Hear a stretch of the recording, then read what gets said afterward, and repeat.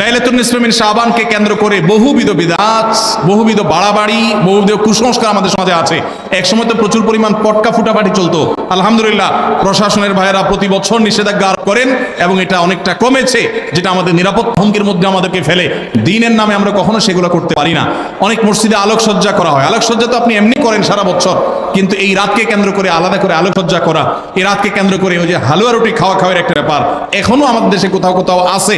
অনেকে মনে করে নবীজির দাঁত মোবারক শহীদ হয়েছেন উহুদের ময়দানে, তো তিনি হালুয়া খাইছেন, সেজন্য আমরা ভালো দাঁতে হালুয়া খাই।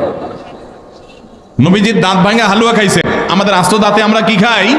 হালুয়া খাই।